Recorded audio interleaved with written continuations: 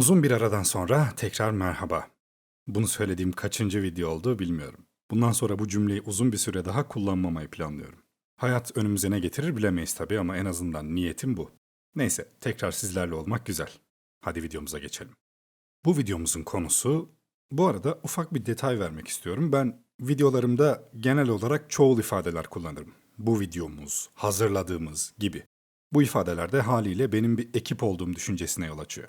Shock Voice kanalını 5 yıl önce eğitim videoları yayınlamak için kurdum ve o günden beri tek başıma ilerliyorum. Metinlerini yazıyor, doğal olarak seslendirmesini yapıyor ve kurgu montajı da bitirdikten sonra sizlerle buluşturuyorum. Sadece videolarımın altyazılarının eklenmesi kısmında yardım alıyorum. Altyazılarımı düzenleyip entegre eden de Yunus Emre Koç'tur. Evet, şimdi videomuza geçebiliriz.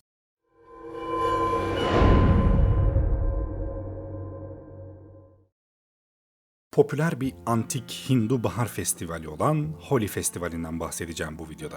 Festival iyiliğin kötülüğe karşı zaferini, sevgiyi ve bağışlayıcılığı temsil ediyor. Hindistan'da ortaya çıkmış festival ağırlıklı olarak bu bölgede kutlanıyor ancak aynı zamanda Hint Yarımadası diasporası aracılığıyla Asya'nın ve Batı dünyasının diğer bölgelerine de yayılmış durumda. Holi, bir yıldız yılı bazlı Hindu ay takvimi olan Vikram Samvat takviminin Palguna ayına düşen Purnima akşamında başlar, yani Dolunay gününde. Bugün miladi takvimde Mart ayının ortalarına düşer. Holi bir gece ve bir gün sürer. Holi, baharın gelişini, kışın sonunu ve sevgiyi kutlar ve birçokları için başkalarıyla tanışmak, oynamak ve gülmek, unutmak ve affetmek ve kırık ilişkileri onarmak için şenlikli bir gündür. Festivalde aynı zamanda iyi bir bahar hasat sezonunun başlangıcı da kutlanır. Holi ağırlıklı olarak Hindistan alt kıtasında kutlanır ancak Hindu olmayanlar, diğer Güney Asyalılar ve Asya dışındaki diğer topluluklar arasında da popülerlik kazanmıştır. Günümüzde 50'den fazla ülkede kutlanan bu festivalin nasıl ortaya çıktığına ve ardındaki tarih ve mitolojiye bir göz gezdirelim. Başlangıç tarihinin 4. yüzyıla kadar gittiği düşünülen Holi Festivali, geleneksel olarak birçok şeyi kutluyor ama bunlardan en önemlisi kuşkusuz ki baharın gelişini kutlamak. 17. yüzyıldaki yazımlara göre festival, tarımın ve özellikle bahar hasadının bol ve bereketli geçmesi için doğa anaya duyulan minneti göstermekle özdeşleştirilmiş. Aynı zamanda Hindu inanışına göre baharın göz alıcı renkleriyle kışa neşeli bir veda etmek anlamına da geliyor. Birçok Hindu, Holi Festivali'ni yeni yılın başlangıcı olarak görüyor.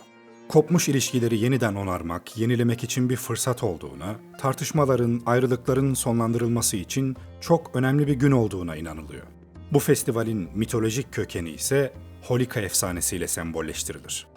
Hint mitolojisinde kötülüklerin kralı olarak adlandırılan Hiranyakashipu, kötülük kralı olmadan önce Hindu tanrısı Brahma tarafından ölümsüzlükle ödüllendirilir.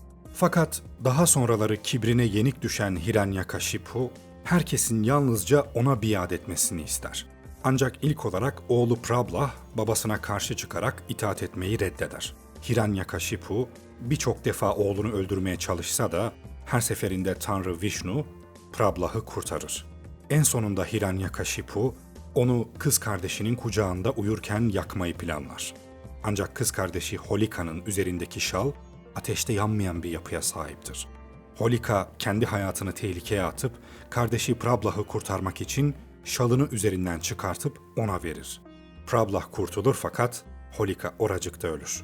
Vishnu bunun üzerine Hiranyakashipu'yu öldürerek yerine oğlunu getirir.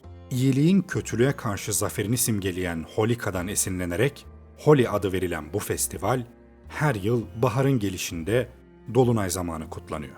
Özellikle Holika'nın kül haline geldiği sahne efsaneyi yaşatmak adına her yıl gerçekleştiriliyor. Her yıl Holika'nın ruhu için yeniden yakılan Holika ateşiyle baharın gelişi kutlanırken iyiliğin bir kez daha kötülük karşısında galip gelmesiyle sokaklarda neşeyle dans ediliyor. Holi eğlenceleri ve kutlamaları Holika ateşinin yakıldığı akşamın ertesi sabahı başlar. Saf eğlenmenin, doğayı kutlamanın ve ona teşekkür etmenin ana amaç olduğu eğlencelerde tek bir gelenek yok. Ancak tüm dünyada bilinen renklerin festivali olan Holi'nin bu ismi hak ettiği yerdir bu kutlamalar. İnsanlar hazırladıkları boyaları birbirlerine fırlatarak baharın gelişini kutlarlar. Su tabancalarının, balonların ve aklınıza gelebilecek diğer yaratıcı şekillerde de birbirlerine hazırlanmış sulu boya karışımlarını fırlatırlar. Geleneksel olarak bitkilerden elde edilen boyalar kullanılırken son yıllarda su bazlı ticari boyaların kullanımı artmıştır. Sokakta olan herkesin oyuna dahil olmak durumunda olduğu bu festivalde evlerin içinde ve kapı önlerinde kuru boya kullanmak yazılı olmayan bir kural gibidir. Festivalde her rengin kendine has bir anlamı vardır. Kırmızı masumiyeti, yeşil canlılık ve enerjiyi, mavi sakinliği, sarı ise dindarlığı simgeler. Birçok rengin karışımını da görmek mümkünken geleneklere göre temelde renklerin içerdiği anlamlar bunlardır. Nepal ve Hindistan'ın hemen her yerinde kutlanan bu festival, genelde Kuzey Hindistan'da, altın turistik üçgen diye bilinen Delhi, Jaipur ve Agra'da daha coşkulu ve daha eğlenceye yönelik kutlanmaktadır. Güneye doğru gidildikçe daha dini ritüellerin arttığı, kutlamaların daha da sakinleştiği görülür. Hindu takviminde kışın son dolunayında kutlanır. Bu da Gregorian takvime göre genelde Mart ayına denk gelir. Festival dolunaydan sonra 5 gün daha devam eder. Dünyada da 50'den fazla ülkede kutlanan Holi, ülkemizde de İzmir Arena'da, İstanbul'da da Milyon Beach'te kutlanır. Holi Festivali'nin ilk gününde Holika'nın kül haline gelişi her yıl betimlenir. Holi Hai bağırışlarıyla ikonik bir şeytan figürüne söylenen kötü sözlerle bir büyük ateş yakılır. İkinci günse Renkler Günüdür.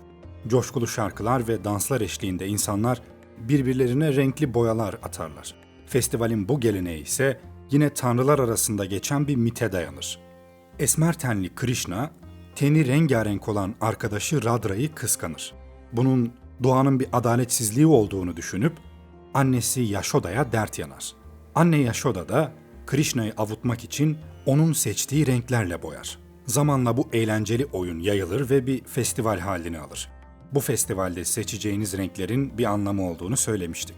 Bunları bilmeden gitmezsiniz artık. Pandemiden sonra tabii.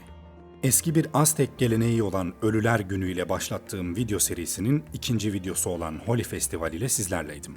Bu video serisinin devamında daha birçok kültür ve medeniyetin festival, tören ve kutlamalarını inceleyeceğiz. Sonraki videolarda görüşmek üzere. Kendinize iyi bakın, hoşça kalın.